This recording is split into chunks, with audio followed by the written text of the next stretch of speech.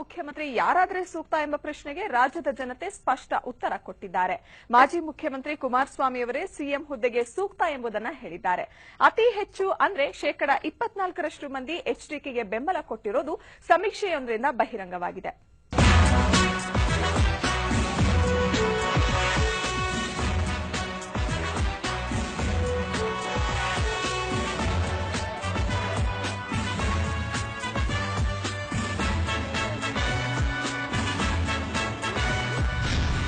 ರಾಜ್ಯದಲ್ಲಿ ಎಚ್ಡಿಕೆಗಿಲ್ಲ ಯಾರು ಸರಿಸಾಟಿ.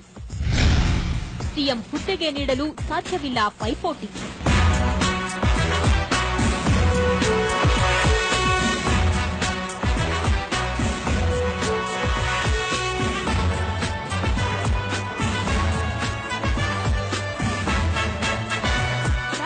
ಮುಖ್ಯಮಂತ್ರಿ ಹುದ್ದೆಗೆ ಭಾರಿ ಪೈಪೋಟಿಯೇ ನಡೆಯುತ್ತಿದೆ. ಅನ್ಯ ಪಕ್ಷಗಳಲ್ಲಿ ಒಬ್ಬರಿಗಿಂತ ಒಬ್ಬರು ಸಿಎಂ ಹುದ್ದೆಯ ಆಕಾಂಕ್ಷಿಯಾಗಿದ್ದಾರೆ. ಆದರೆ ಜನತೆಯ ಮನಸ್ಸಿನಲ್ಲಿರೋದು ಮಾತ್ರ ಮಾಜಿ ಮುಖ್ಯಮಂತ್ರಿ ಹಾಗೂ ಜೆಡಿಎಸ್ ರಾಜ್ಯಾಧ್ಯಕ್ಷ ಎಚ್ಡಿ ಕುಮಾರಸ್ವಾಮಿ.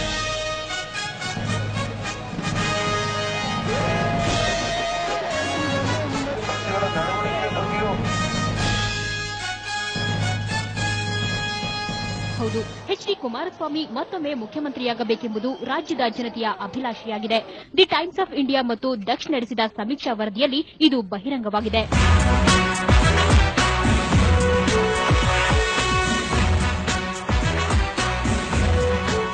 224 ವಿಧಾನಸಭಾ ಕ್ಷೇತ್ರಗಳ 10,772 ಜನರನ್ನ ಸಂದರ್ಶಿಸಿ ಈ ಸಮೀಕ್ಷಾ ವರದಿ ಸಿದ್ದಪಡಿಸಲಾಗಿದೆ.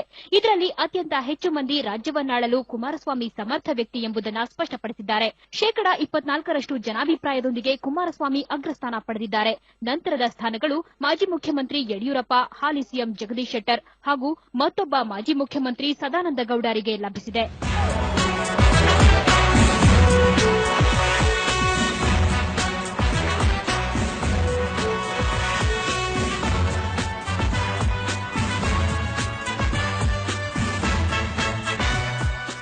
ಪ್ರತಿಪಕ್ಷ ನಾಯಕ ಸಿದ್ದರಾಮಯ್ಯ ಕೇವಲ 9% ಜನರ ಬೆಂಬಲವನ್ನಷ್ಟೇ ಗಳಿಸಿದ್ದಾರೆ.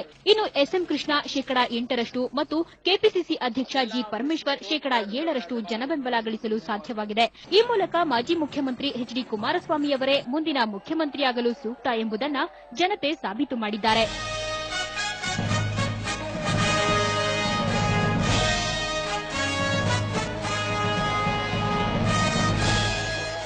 5 ವರ್ಷ ಅಧಿಕಾರದಿಂದ ದೂರ ಇದ್ದರೂ ಇನ್ನು ಜನಮಾನಸದಲ್ಲಿ ಕುಮಾರಸ್ವಾಮಿ ಅಚ್ಚಳಿಯದೆ ಉಳಿದಿದ್ದಾರೆ.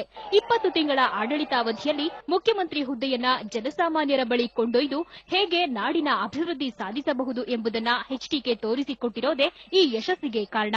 ಗ್ರಾಮ ವಾಸ್ತವ್ಯ, ಜನತಾ ದರ್ಶನದಂತಹ ಕಾರ್ಯಕ್ರಮಗಳಿಂದ ಜನಮನ ಗೆದ್ದಿದ್ದ ಕುಮಾರಸ್ವಾಮಿ ಮತ್ತೊಮ್ಮೆ ಮುಖ್ಯಮಂತ್ರಿಯಾಗಲಿ ಅನ್ನೋದೇ ಜನತೆಯ ಅಪೇಕ್ಷೆಯಾಗಿದೆ.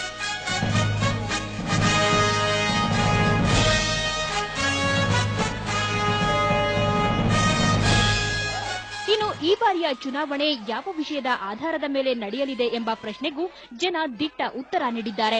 ಭ್ರಷ್ಟಾಚಾರವೇ ವಿಷಯ ಎಂದು ಸಾರಿ ಹೇಳಿದ್ದಾರೆ. 41.9% ಜನರು ಇದಕ್ಕೆ ಸಹಮತ ವ್ಯಕ್ತಪಡಿಸಿದ್ದಾರೆ. ಅಂದ್ರೆ ಕೇಂದ್ರ ಮತ್ತು ರಾಜ್ಯದಲ್ಲಿ ನಡೆಯುತ್ತಿರುವ ಹಗರಣಗಳಿಂದ ಜನತೆ ರೋಸಿ ಹೋಗಿರೋದು ಸಮೀಕ್ಷೆಯಲ್ಲಿ ಹೊರಬಿದ್ದಿದೆ. ಹೀಗಾಗಿ ಈ ಬಾರಿ ಇವೆಲ್ಲವೂ ಚುನಾವಣೆ ಮೇಲೆ ಪರಿಣಾಮ ಬೀರಲಿದೆ.